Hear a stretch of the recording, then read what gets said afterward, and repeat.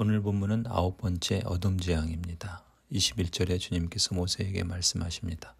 너는 하늘로 팔을 내밀어라. 그러면 손으로 더듬어야 다닐 만큼 짙은 어둠이 이집트 땅을 덮을 것이다. 이집트 온 땅이 3일 동안 혹독한 어둠에 덮였습니다. 여기서 어둠은 밤이라는 단어로 표현되지 않고 창세기 1장 2절에 표현된 흑암이라는 단어를 사용합니다. 즉 하나님께서 천지를 창조하실 때 제일 먼저 빛을 창조하여 어둠을 다스렸다고 한다면 역으로 이집트에 임한 이 흑암은 그야말로 원시적인 어둠과 혼돈을 뜻하는 것입니다. 이 짙은 어둠은 자연적인 현상이 아니었다는 점은 또한 같은 이집트 땅이었던 고센에 거하던 이스라엘 사람들은 이 기간에도 빛을 즐기고 있었다는 점에서 드러납니다. 23절에 사흘 동안 사람들은 서로 볼 수도 없었고 제자리를 뜰 수도 없었다. 그러나 이스라엘 자손이 사는 곳에는 어디에나 빛이 있었다 말씀합니다. 빛과 어둠이 대조를 이루는 것처럼 하나님의 언약 백성들과 그분을 대적하는 사람들의 현실과 미래가 대조됩니다.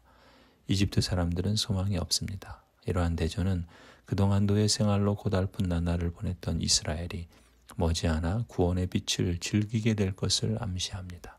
아니 사실상 하나님의 언약 백성들은 그 빛 안에 거하고 있습니다. 반면에 이집트 사람들에게 임한 어둠은 죽음을 뜻하며 이어지는 10번째 재앙을 예고합니다.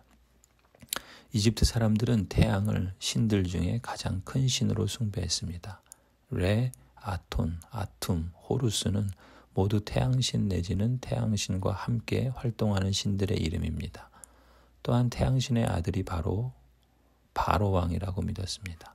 따라서 태양을 가리는 어둠이 3일 동안이나 이집트에 머물렀다는 것은 태양을 가장 강력한 신으로 믿는 이집트 사람들에겐 매우 충격적인 사건이었을 겁니다.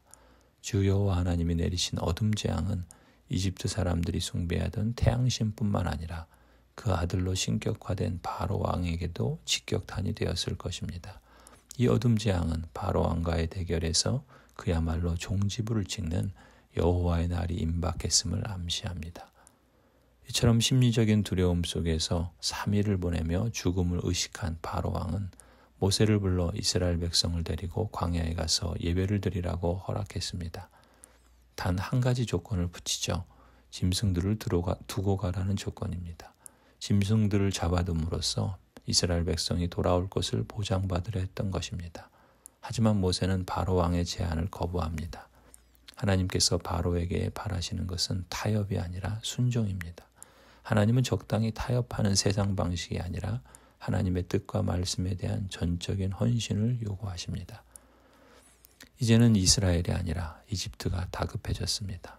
자존심이 상할 대로 상한 바로왕은 모세에게 어서 내 앞에서 썩 물러가거라. 다시는 내 앞에 얼씬도 하지 말아라.